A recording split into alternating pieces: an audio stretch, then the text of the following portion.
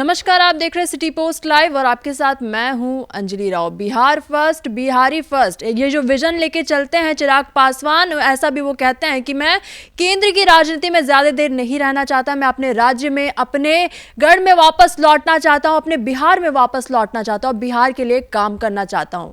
अब बिहार विधानसभा चुनाव सामने आने वाला है। अब चिराग पासवान की भी बिहार विधानसभा चुनाव में चुनाव लड़ने की जो बातें हैं वो चर्चा का विषय बन गई है और इससे जुड़ी एक खबर हम आपके सामने लेकर आते हैं, जहां शाहाबाद से चुनाव लड़ सकते हैं। अरुण भारती ने भी कहा था कि जब भी वो फील्ड में जाते हैं तो लोग ऐसा कहते हैं कि चिराग पासवान को हम बिहार के सीएम के तौर पर देखते हैं। अब ये पूरा मामला क्या है, इस पर बात करने के लिए हमारे साथ जुड़ चुके हैं सिटी पोस्ट लाइव के managing editor Shrikant Pratyush sir. So sir, Shahabad से ही क्यों चुनाव लड़ना चाहते हैं? अब देखिए, चिराग पासवान ने पहली बार ये कहकर कि बिहार मुझे बुला रहा है, बिहार से मैं चुनाव लड़ना चाहता हूँ, बिहार के लिए काम करना चाहता हूँ, राजनीतिक गलियारे में सनसनी फैला दी थी।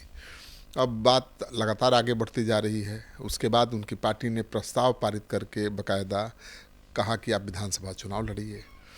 चिराग पासवान ने उस प्रस्ताव को स्वीकार भी कर लिया, कहा कि पार्टी जहाँ से कहेगी मैं विधानसभा चुनाव लड़ने को तैयार हूँ। सीट अभी तो तय नहीं हुई है, लेकिन जो सूत्रों के हवाले से खबर आ रही है और उनके बहनोई जो सांसद हैं जमुई से, उन्होंने जो संकेत दिया है उससे तो लगता है कि शाहाबाद क्षेत्र से ही चिराग पासवान चुनाव लड़ सकते हैं विधानसभा का, क्योंकि आरा में तैयारी शुरू हो गई है। आरा में 8 तारीख को उनका एक कार्यक्रम है। उस कार्यक्रम की तैयारी को लेकर खुद अरुण भारती वहाँ पर अपनी पार्टी के तमाम नेताओं के साथ पहुँचे हुए हैं आरा में सुबह से, और माना जा रहा है कि 8 तारीख को जो कार्यक्रम होगा उसमें चिराग पासवान का शक्ति प्रदर्शन होगा। उसमें चिराग पासवान अपनी पार्टी के लिए, अपने लिए जन समर्थन जुटाने की कोशिश करेंगे। तो सभा कैसी होती है, कितनी भीड़ उमड़ती है, कितनी सफल रहती है, इस पर ही सब कुछ तय होगा। उसके बाद ही चिराग पासवान शाहाबाद से चुनाव लड़ने की ऐलान करेंगे। सर, सभा ऐसे कर रहे हैं, लेकिन जो ये गढ़ है ये तो महागठबंधन का गढ़ है ये शाहाबाद, तो शाहाबाद से ही चुनाव क्यों लड़ना चाहते हैं? ऐसा भी तो हो सकता है कि महागठबंधन की वहाँ पे पकड़ तेज है ना, इसीलिए। नहीं, ये शाहाबाद का गढ़ नहीं है, ये महागठबंधन का गढ़ नहीं है, ये एनडीए का ही गढ़ हुआ करता था। लेकिन पिछले लोकसभा चुनाव में, विधानसभा चुनाव में एनडीए की करारी हार हुई थी उस इलाके में, और 24 में से केवल 2 ही सीटें एनडीए के पास हैं, बाकी 22 सीटों पर महागठबंधन का कब्जा है। तो आज कह सकते हैं कि आज की तारीख में तो महागठबंधन का गढ़ बन चुका है। एक ज़माने में क्या, पिछले विधानसभा चुनाव के पहले तक शाहाबाद एनडीए का गढ़ था। एनडीए के ही ज़्यादा विधायक, एनडीए के ही सारे सांसद होते थे। लेकिन आपने देखा कि विधानसभा चुनाव में 22 सीटों पर एनडीए हार गया और केवल 2 ही सीटों पर जीत पाया। तो 22 सीटें चली गई महागठबंधन के पास। लोकसभा चुनाव हुआ तो शाहाबाद की सभी सीटें हाथ से निकल गई एनडीए की। काराकाट की सीट से माले जीत गया, बक्सर से आरजेडी जीत गया, फिर आपका आरा से भी माले जीत गया, औरंगाबाद से आरजेडी जीत गया। तो जो सारी सीटें थी बीजेपी की वो हाथ से निकल गई। तो आज की तारीख में तो बहुत कमज़ोर है बीजेपी का गढ़, महागठबंधन का दबदबा है। लेकिन चिराग पासवान ने इसके बावजूद अगर वहाँ से चुनाव लड़ने का फैसला लिया है तो इसका मतलब है कि वो महागठबंधन के चंगुल से, यानी महागठबंधन के गढ़ बन चुके शाहाबाद को फिर से एनडीए के फोल्ड में लाना चाहते हैं। वो एनडीए का गढ़ फिर से बनाना चाहते हैं, एनडीए को जिताना चाहते हैं, इसलिए वहाँ माहौल बनाने के लिए चुनाव लड़ सकते हैं। तो सर, बिहार सरकार में चिराग पासवान की एंट्री से अलग ही माहौल बन गया है, लेकिन ऐसा भी कहा जा रहा है कि केंद्र के मंत्रियों को बिहार में माहौल बनाने के लिए लेके आया गया है। तो चिराग पासवान को भी कहीं इसीलिए तो नहीं लाया क्योंकि आरके सिंह भी, उनकी भी बातें निकल रही कि वो भी बिहार विधानसभा चुनाव लड़ेंगे? हाँ, देखिए, बीजेपी ने ऐसा प्रयोग कई राज्यों में किया है कि मंत्रियों को लड़ा दिया विधानसभा चुनाव, हुआ है ऐसा। बिहार में भी चर्चा है कि रामकृपाल यादव जो लोकसभा चुनाव लड़ते रहे हैं, कभी विधानसभा चुनाव नहीं लड़े, लेकिन उनको इस बार बीजेपी विधानसभा चुनाव लड़ा सकती है। आरके सिंह जो लगातार लोकसभा चुनाव लड़े, जीते, मंत्री रहे, इस बार हार गए हैं, तो उनको भी विधानसभा चुनाव लड़ाए जाने की चर्चा है। और भी कई ऐसे नेता हैं जो लोकसभा चुनाव हार गए थे, उनको विधानसभा चुनाव में एनडीए उतारने की तैयारी में है। तो इससे माहौल बनेगा, बड़े नेता, बड़े कद के नेता अगर विधानसभा चुनाव लड़ेंगे तो माहौल बनेगा, पॉजिटिविटी आएगी। तो इसीलिए मुझे लगता है कि चिराग पासवान भी शाहाबाद को ही चुन रहे हैं, क्योंकि शाहाबाद तो सबसे कमज़ोर गढ़ है आज की तारीख में बीजेपी का, महागठबंधन का कब्जा है, फिर भी वहाँ से लड़ना चाहते हैं चुनाव। मतलब वो ये साबित करना चाहते हैं कि जहाँ एनडीए आज की तारीख में कमज़ोर है, वहाँ से चुनाव लड़कर वो पूरे शाहाबाद को संभाल सकते हैं, मजबूत कर सकते हैं। और इसके साथ ये भी तो कह रहे थे कि आरक्षित सीट से चुनाव नहीं लड़ेंगे, जनरल सीट से ही चुनाव लड़ेंगे। देखिए, चिराग पासवान की पार्टी के नेता अरुण भारती ने कहा कि चिराग पासवान केवल पासवानों के, दलितों के नेता नहीं हैं, वो पूरे बिहार के नेता हैं। बिहार के हर जाति मजहब के लोग उनको अपने नेता के रूप में देखते हैं। तो उन्हें रिजर्व सीट से चुनाव लड़ने के बजाय जनरल सीट से चुनाव लड़ना चाहिए, और जनरल सीट से चुनाव लड़ेंगे तो और ज़्यादा वोटों से जीतेंगे।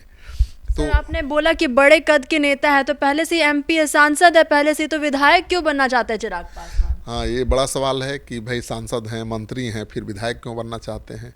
क्योंकि यहाँ तो अभी तय नहीं है कि विधानसभा चुनाव लड़कर जीत भी जाएंगे तो क्या होगा। अभी मुख्यमंत्री की कुर्सी तो खाली नहीं है, नीतीश कुमार के नेतृत्व में एनडीए चुनाव लड़ रहा है, वहीं अगले सीएम भी होंगे। चिराग पासवान भी ये कह चुके हैं कि कोई वैकेंसी नहीं है सीएम पोस्ट के लिए, फिर भी वो क्यों लड़ना चाहते हैं? तो आगे का रास्ता अपना वो बनाना चाहते हैं, क्योंकि नीतीश कुमार की आखिरी पारी है। नीतीश कुमार के बाद कौन होगा अगला? तो अभी बीजेपी के पास वैसा कोई चेहरा नहीं है, और जेडीयू के पास भी नीतीश कुमार के पास कोई चेहरा नहीं है। ऐसे में चिराग पासवान को लगता है कि अभी से वो बिहार की राजनीति में सक्रिय हो जाएंगे, आ जाएंगे, तो विधानसभा चुनाव अगर जीतेंगे तो उनका डिप्टी सीएम बनना तो तय है। जो केंद्र की मंत्री का पद छोड़कर बिहार में चुनाव लड़ रहा है, तो उसको तो डिप्टी सीएम तो कोई नहीं छीन सकता। डिप्टी सीएम का पद मिलेगा ही मिलेगा, दलित नेता हैं, और डिप्टी सीएम का पद मिल गया तो भावी सीएम के दावेदार भी हो जाएंगे। नीतीश कुमार जैसे ही खाली करेंगे या जैसे ही सीएम की कुर्सी खाली होगी तो बड़े दावेदार के रूप में वो उभर सकते हैं। तो एक सोची समझी रणनीति के तहत चिराग पासवान ने ये फैसला लिया है, मुझे लगता है। अंतिम रूप में एक सवाल सर पूछूंगी, चिराग पासवान की हमने बात की है तो प्रशांत किशोर की भी अब बात कर लेते हैं। प्रशांत किशोर ने हाल ही में जब उनसे पूछा जाता है पत्रकारों द्वारा कि चिराग पासवान भी बिहार के विधानसभा चुनाव में उतरेंगे, तो वो कहते हुए नजर आते कि पहला ऐसा लड़का है कि जो जात पात की बातें नहीं करता। बहुत ज़्यादा खुशी अपनी जाहिर करते हुए नजर आ रहे थे प्रशांत। तो प्रशांत किशोर और चिराग पासवान की दोस्ती तो सबको पता है, जग जाहिर है, दोनों एक दूसरे के पक्ष में बोलते नजर आते हैं, और चिराग पासवान का समर्थन खुलकर किया। प्रशांत किशोर ने कहा कि एक युवा नेता है और इकलौता युवा नेता है जो जाति की राजनीति नहीं करता है। तो चिराग पासवान से मेल खाता है प्रशांत किशोर का विचार, क्योंकि वो भी तो जात पात से ऊपर उठ करके विकास के नाम पर, शिक्षा के नाम पर, रोजगार के नाम पर वोट मांग रहे हैं, और उनको उम्मीद है तभी तो इतना मेहनत कर रहे हैं। तो उनको लगता है कि आने वाले दिनों में चिराग उनके बहुत भरोसेमंद साथी हो सकते हैं। चिराग को भी लगता है कि आने वाले दिनों में प्रशांत किशोर उनको सीएम की कुर्सी तक पहुंचाने में अहम भूमिका निभा सकते हैं। तो दोनों की दोस्ती तो सबको पता है। तो सर ये जो व्यक्तिगत दोस्ती आगे जाके राजनीतिक दोस्ती में तब्दील होगी कि नहीं होगी? और व्यक्तिगत दोस्ती है तो राजनीति में दोस्ती क्यों नहीं होगी? तो दोस्ती है तो हर जगह है, राजनीति भी करेंगे तो उसमें भी दोस्ती नजर आएगी। अभी चिराग पासवान एनडीए में हैं तो अभी तो खुलेआम दोस्ती हो नहीं सकती है, कोई राजनीतिक गठजोड़ हो नहीं सकता है, लेकिन ये फिक्स थोड़े है कि हमेशा एनडीए के साथ ही रहेंगे।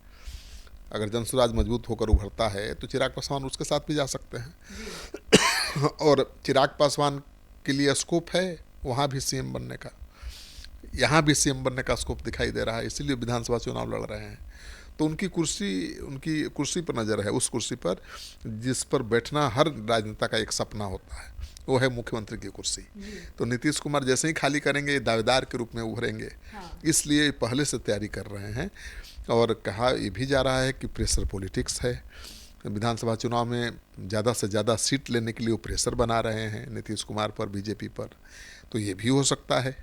लेकिन चिराग पासवान अगर विधानसभा चुनाव लड़ लेते हैं, अभी तो कह रहे हैं कि लड़ सकते हैं, पार्टी कह रही है कि लड़ना चाहिए, लेकिन अभी तो तय हुआ नहीं है। अगर वाकई विधानसभा चुनाव वो लड़ते हैं तो मान कर चलिए कि सीएम की कुर्सी पर ही उनकी नज़र है। अगर मान जाते हैं तो माना जाएगा कि प्रेशर पॉलिटिक्स था। अभी बीजेपी 22 से ज़्यादा सीट देने को तैयार नहीं है और वो 40 सीटों की मांग कर रहे हैं।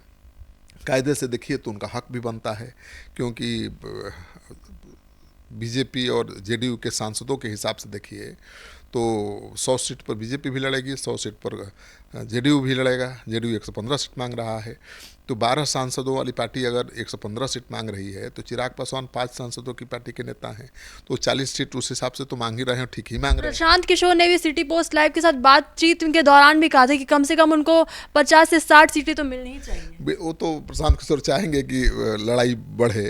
अब 50 से 60 सीटें कहाँ से मिलेंगी? 100 से कम सीट पर नीतीश कुमार किसी कीमत पर नहीं मानेंगे, और उनसे कम सीट पर बीजेपी भी नहीं लड़ेगी। तो सीट तो दूसरे दलों को देने के लिए 43 ही हैं, और उसमें चिराग पासवान भी हैं, उपेंद्र कुशवाहा भी हैं, जीतन राम मांझी भी हैं। मांझी जी भी 40 सीटों की मांग कर रहे हैं। उपेंद्र कुशवाहा भी 15-20 सीट मांगेंगे। तो 43 सीट है, मांग है 70 सीटों 75 सीटों की, तो ये तो संभव नहीं है। तो मुझे लगता है कि चिराग पासवान 28 से 30 सीटों पर मान सकते हैं, और 12 सीटें 13 सीटें जो बचेंगी वो उपेंद्र कुशवाहा और जीतन राम मांझी के खाते में जाएंगी, क्योंकि जीतन राम मांझी के बेटे बिहार में भी मंत्री हैं, केंद्र में भी वो मंत्री हैं, और उपेंद्र कुशवाहा को बीजेपी ने राज्यसभा भेजा है, उनको केंद्र में मंत्री भी बना सकती है बीजेपी, उसके पास है पावर। तो मुझे लगता है कि दोनों मान जाएंगे, मांझी भी मान जाएंगे, उपेंद्र कुशवाहा भी मान जाएंगे, और चिराग पासवान की सीटें बढ़ जाएंगी। तो जाहिर तौर पर ये तो सीटों को लेकर बातचीत हुई, लेकिन चिराग पासवान को लेकर अभी जो एक कार्यक्रम होने वाला 8 जून में, जिसको हम शक्ति सर ने क्या शक्ति प्रदर्शन जी शक्ति प्रदर्शन जो होने वाला है, इसमें शक्ति प्रदर्शन होगा चिराग पासवान का। अब इसमें क्या कुछ निकल के सामने आता है, और इस कार्यक्रम के दौरान चिराग पासवान की क्या सामने से बातें सामने आती है विधानसभा चुनाव को लेकर, ये तो सबसे बड़ी जानकारी वाली बात होगी, और जानकारी मिलने तक सबसे पहले हम आप तक पहुंचाने का काम करेंगे। तो फिलहाल इस खबर में बस इतना ही। आगे खबरों के लिए आप बने रहिए सिटी पोस्ट लाइव के साथ। आपका धन्यवाद।